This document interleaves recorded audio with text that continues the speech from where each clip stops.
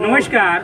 जैसे आपको पता है लोकसभा चुनाव 2024 आने वाले 25 मई को होगा और सभी प्रत्याशी सभी पार्टी के लोगों के पास जा रहे हैं, डोर टू डोर मिल रहे हैं, लोगों से जान रहे हैं कि किस मुद्दे पे वोट करें और लोगों को क्या है कि वोट करें ताकि अपने आने वाले टाइम में सिवान का विकास हो। काफ़ी दिन से विकास रुका हुआ है। इसी क्रम में अंगोता बाजार में है और यहाँ पे हैं हमारे राष्ट्रीय सब जनशक्ति पार्टी के अध्यक्ष जी। इनसे बात करते हैं क्या माहौल है, अभी कैसा चल रहा है इनका चुनावी तैयारी। स्वागत है हमारे चैनल में सर। बहुत बहुत धन्यवाद। आपके सभी श्रोताओं का मैं राष्ट्रीय सब जनशक्ति पार्टी की तरफ से करवत प्रार्थना करता हूँ, हार्दिक अभिनंदन। अभी जो चुनावी माहौल चल रहा है, सभी नेता डोर टू डोर गांव विजिट कर रहे हैं। आप कहाँ जा रहे हैं और आपकी तैयारी कैसी चल रही है? देखिए, राष्ट्रीय सब जनशक्ति पार्टी की जो तैयारी है, बेशक राष्ट्रीय सब जनशक्ति पार्टी अपने लिए कुछ नहीं कर रही। हम लोग जिस प्रदेश में रहते हैं पहले पिछड़ा था, आज अति पिछड़ा में घोषित हो गया। तो हम कहना चाहेंगे आप सभी दर्शकों को कि क्या बताएं हम बिहार से क्या लेकर के गए थे, क्या बताएं हम बिहार से क्या लेकर गए थे। जवानी लेकर गए थे और बुढ़ापा लेकर के आए हैं।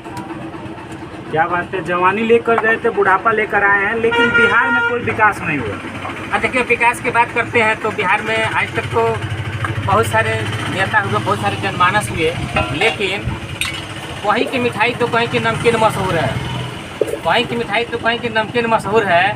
अब मेरे शहर में बेरोजगारी दिखती है, यहाँ के बेरोजगार मशहूर हैं। इसको कैसे दूर किया जाएगा अगर आपकी पार्टी आती है तो?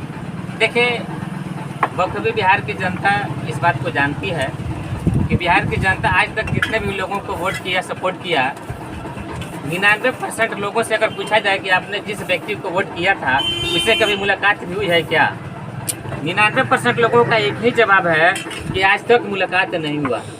जब चुनाव का टाइम आता है तो नेता लोग तो टर टर गली गली घूमने लगते हैं, वोट दो करने लगते हैं। और जब वोट लेकर के जब चले जाते हैं बाबू सदन में, पटना की गलियों में और दिल्ली की गलियों में जब जाते हैं तो फिर बिहारी को कहीं का लायक नहीं छोड़ते हैं। बिहारी कल भी प्रवासी थे और आज भी प्रवासी हैं। आप बिहार का सर्वे करिए, हमने बेशक बिहार की लगभग सभी गली कुची का दौरा किया। 80% लोगों के घरों में प्लास्टर नहीं है, किसी का अंदर प्लास्टर नहीं है तो किसी का बाहर प्लास्टर नहीं तो है। बहुत घर ऐसे मिल जाएंगे जिन पे छत नहीं है, टीन टप्पर में रहते हैं। घर तो बन गया है, बिहार के लोग चंद रुपया हरियाणा, पंजाब, दिल्ली कहीं कहीं से जुड़ के घर तो बना लेते हैं, लेकिन उस घर में रहने वाला कोई नहीं है। अब बिहार की जनता, हम ये कहना चाहेंगे कि आप जगिए और अपने मत को पहचानिए। आप वोट देते देते, आपके बाबा कल भी प्रवासी थे, आप भी प्रवासी हैं, और मुझे नहीं लगता है कि आप चंद नोटों में बिकिएगा तो आपका आने वाला भी वंशज भी कल के डेट में प्रवासी ही रहेगा। उसको कैसे दूर किया जाए, लोगों को कैसे जागरूक किया जाए कि कहीं ना कहीं अपने विकास के मुद्दों को देखें और सही आदमी का चयन करें और ताकि उनका विकास हो सके, इस बारे में कुछ बताएं। देखिए, हम आपके चैनल के मार्फत सभी देशवासियों को ये आवाज़ देना चाहेंगे कि जब तक हम जाति में भीगते रहेंगे, जब तक हम जाति में बंटे रहेंगे, यूं ही पेशाब में भीगते रहेंगे, जब तक हम मंदिर मस्जिद जात पात में वोट करेंगे तो किसी के यहाँ, किसी भी जिला में, किसी भी जनता के गांव में, क्षेत्र में कोई विकास नहीं होगा। नली जल आएगी, उसमें पानी कभी नहीं आएगा, नल जल से कीड़े निकलेंगे। अरे बिहार के मुख्यमंत्री की यहाँ तक तो पता नहीं है, उन्होंने कहा था कि बिहार के कितने बच्चे बाहर रहते हैं, पढ़ते हैं, हमको जानकारी ही नहीं है। हम ऐसे लोगों से पूछना चाहते हैं बिहार की जनता के मार्फत। उनकी जानकारी की बात करें तो अभी बोले हैं 4000 पार आएगा उनका सीट। 4000 पार तो वही न कर रहे हैं कि बिहार में 4000। अभी जो बिहार ये 24 का जो चुनाव चल रहा है, इसमें एक सभी देशवासियों को संदेश देते हैं कि पार्टी वही है। किसी ने चारा खा गया तो कोई नल जल का पानी पी गया है, कोई सदन में ऐसा अश्लील बयान देता है कि गुस्सा बाहर निकालो। और वैसे मंत्रियों को ये पता नहीं है कि 400 है कि 4000 है, कितना वो पार चाहते हैं। उनको ये पता नहीं है कि बिहार की स्थिति क्या है। बिहार में कभी समाधान यात्रा निकालते हैं, जो व्यक्ति खुद समस्या बना हुआ है वही समाधान यात्रा निकाल रहा है। बखूबी लोग जानते हैं, लेकिन फिर भी कहीं ना कहीं सत्ता में वही रहते हैं। इसके पीछे क्या राज है? अब देखिए, कहना ये है कि पार्टी वही है। मैं ये चीज़ आपको समझा रहा था कि पार्टी वही है, प्रतिनिधि वही है। आज एक मौका वैसा व्यक्ति मांग रहा है जिसकी उम्र 85 साल हो गई है, कोई जाने के लिए तैयार है, कहता है कि बाबू ये को चांस और दे दीजिए। लेकिन हम पूछना चाहते हैं कि ये नौजवान ग्रेजुएशन करने के बाद गली गली और दर जो भटक रहा है, इसका तकदीर कब सुधरेगा? इसको एक मौका देना चाहिए। तो वैसे टिकट बेचने वाली पार्टी और प्रतिनिधियों से हम आपके मार्फत से आवाज़ देते हैं कि टिकट किसी भी पार्टी को देना है तो नौजवान को दे और निःशुल्क दे। जब पैसा लेकर के देंगे और जनता भी जब वोट किसी अपराधी को देगी, बलात्कारी को देगी, तो फिर अपराध कहाँ से खत्म होगा, उद्योग कहाँ से लगेगा? जनता को जागरूक होना होगा, जानना पड़ेगा कि हम जो अपना प्रतिनिधि चुन रहे हैं उस प्रतिनिधि में जनता की अपना छवि दिखनी चाहिए। और जब छवि उसमें अपना दिखेगा तो ये जो चुनाव होने जा रहा है, चंद एक महीने में जो चुनाव होगा, इसमें आने वाले समय में ये परिवर्तन होगा और ऐसा परिवर्तन लाएगा। अगर इसमें आप फिर चूक गए तो फिर आप 100 साल पीछे जाइएगा। सबसे एक दो बात और पूछेंगे, अगर आप चुनाव जीतते हैं तो सबसे पहला काम आपका क्या होगा? देखिए, ये बहुत अच्छा सवाल आपने पूछा है कि हम चुनाव जीतेंगे तो क्या होगा, और ये भी पूछिए कि हम नहीं जीते हैं तो क्या हुआ।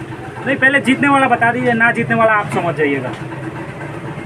देखिए, राष्ट्रीय सब जनशक्ति पार्टी को अगर जनता आशीर्वाद देती है और स्नेह देती है तो राष्ट्रीय सब जनशक्ति पार्टी ने जो घोषणा जारी किया, 13 बिंदु उजागर किया है, आज तक किसी भी पार्टी ने, कोई प्रतिनिधि, कोई दल अपना चुनावी घोषणा जारी नहीं किया। लेकिन राष्ट्रीय सब जनशक्ति पार्टी की एजेंडा को एक बार जनता के लिए दिखाइए कि पार्टी क्या लेकर के आई है, उसमें से कुछ हम आपको बताना भी चाहेंगे। अगर जनता हमारे बात पर विश्वास करती है और अपना आशीर्वाद देती है तो राष्ट्रीय सब जनशक्ति पार्टी की सरकार जिस दिन सिवान में प्रतिनिधि जीतेगा, राष्ट्रीय सब पार्टी के माननीय प्रतिनिधि महेंद्र सिंह और रुपेश जी हैं, रुपेश जी की बातों को जनता एक बार सुने, अमल करे और उनको सपोर्ट देकर के सदन भेजने का काम करती है, तो पार्टी सबसे पहले सिवान के सभी विद्यालयों में बिजली, बेंच, पंखा उपलब्ध करवाएगी, जो आज तक भूमिगत है, कहीं नहीं है। सिवान के किसी भी अस्पताल में चले जाइए, अस्पताल तो हैं लेकिन 2 बजे के बाद रूस सुई के अलावा कोई व्यवस्था नहीं है। सबसे पहला व्यवस्था शिक्षा के ऊपर होगा। सबसे पहले व्यवस्था शिक्षा के ऊपर है, फिर चिकित्सा के ऊपर है, फिर रोजगार के ऊपर है, फिर जितने भी सिवान के मुझे लगता है कि 80% सड़कें अभी खराब हो गई हैं। मैं चाहता हूं कि आपको अपना दे रहा हूँ एजेंडा, एक बार दिखाइए। और अगर पार्टी जनता आशीर्वाद देती है, अगर जीतती है तो देखिए, ये पार्टी 13 बिंदु अपना उजागर की है।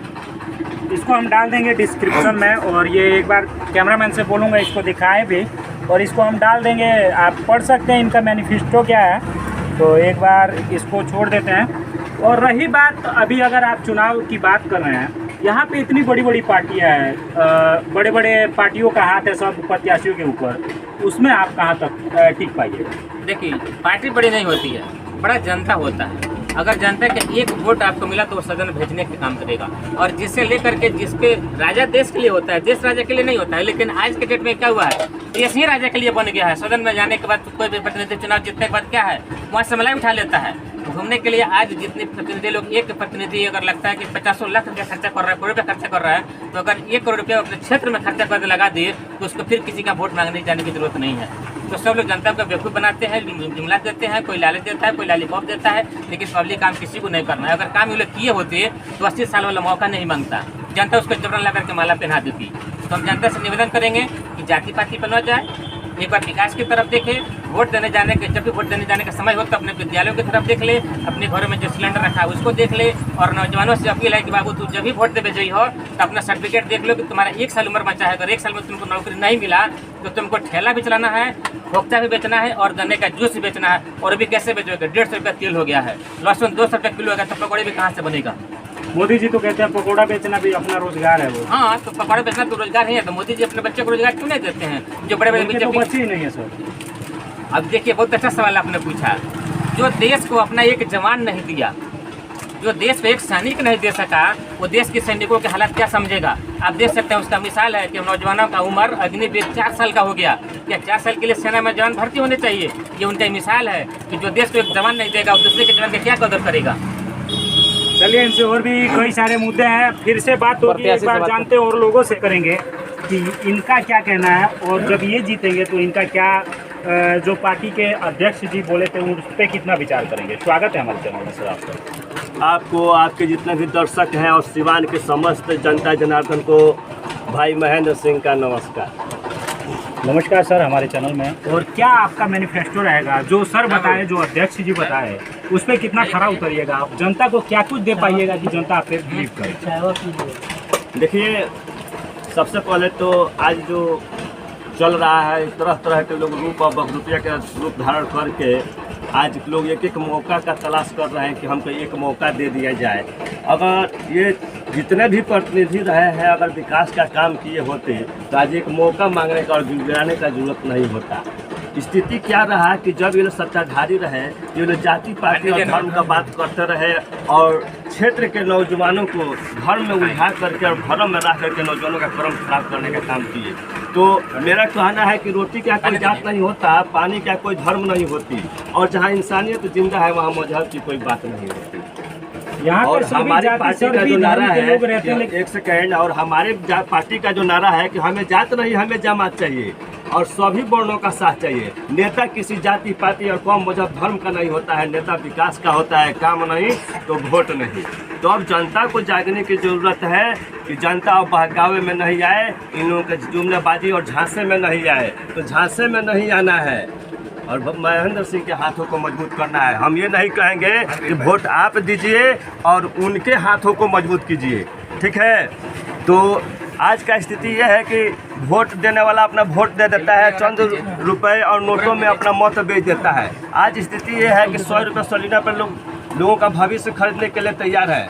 तो और मेरा कहना है कि अगर कोई खिलाता है तो खूब खाइए नोच के और वोट दीजिए सोच के। विकास के लिए बिकाऊ नहीं टिकाऊ चाहिए। एक को चुनिए, नेक को चुनिए, अच्छे को चुनिए, सच्चे को चुनिए। देखिए, जब तक आज अपराध और भ्रष्टाचार खत्म नहीं हो रहा है, रीजन उसका क्या है कि पार्टी वही, पार्टी पुरन के और नेता पुरन के, कहीं कोई निर्दलीय के रूप में लड़ रहा है तो कहीं कोई टिकट से आ रहा है। तो कौन सा उसमें बदलाव होने वाला है? जब पार्टी वहाँ बदला ही नहीं, नेता बदला ही नहीं, पार्टी पुराना रहा, नेता पुराना, कैंडिडेट पुराना रहा, और उसके बाद भी कोई कह रहा है कि हम निर्दलीय हैं, हम आदर्शवादी हैं, हम आदर्शों पर चलने का काम करेंगे। अरे बाबू, आप क्या आदर्शवादी हैं? आप आदर्शवाद का बात करते हैं। आप अगर विकासवादी रहते तो विकास का बात करते, अपना काम दिखाते कि हमने इतना % विकास का काम किया। आप जनता को छलने का और धोखा देने का काम नहीं करते। आज लोग तरह तरह का गमछा पहनते हैं, ऊपर से लोग पगड़ी बांधते हैं, केवल धर्म के नाम पे जनता को लालच लुभाना चाहते हैं कि धर्म के नाम पे भी लोग हमको भरम में पड़ के और अपना वोट खराब कर दें, अपना मत दे दें और हमारा भविष्य बन जाए, अपना काम बनता और भाड़ में जाए जनता। तो वही सोच करके आज तरह तरह के लोग रूप धारण करके निकले हुए हैं रोड पे। सर एक बार परिचय बताइए। हमारा नाम हुआ महेंद्र सिंह और हम पार्टी के राष्ट्रीय सव्य पार्टी के राष्ट्रीय महासचिव हैं और खुद अपने जिला सिवान से हम चुनाव लड़ रहे हैं, MP कैंडिडेट हैं। और हमें ये कहना है सिवान के सभी लोगों से कि अगर विकास चाहिए तो नेता नहीं बेटा चुने। सबको लोग बारी बारी मौका देकर देख लिए, एक बार महेंद्र सिंह के साथ जुड़े, अपना साथ दें और अपने हाथों को मजबूत। बगल गांव के रहने वाले हैं, इस पार्टी के हम प्रदेश अध्यक्ष हैं, कोषाध्यक्ष हैं। हम यही कहना चाहेंगे भाई, जितने सिवान के जनता जनार्दन हैं, मैं अपने तरफ से सबको हार्दिक अभिनंदन करता हूं और करता रहूंगा। विशेष बात, ये इलेक्शन का समय है, जो MP के चुनाव में मैदान में बहुत से सारे हमारे नेतागण आए हुए हैं। वह उस लायक लोग नेतागण आए हुए हैं जिसका उम्र 10 बरस है, 5 बरस है, लेकिन मौका जनता जनार्दन से मांग रहे हैं कि भाई हमको मौका दीजिए कि कम से कम 5 बरस तो हमारा ज़िंदगी और बढ़ जाएगा। ये बढ़ने वाला नहीं है। अब नया ज़माना हो गया, पुराना ज़माना ख़त्म हो गया।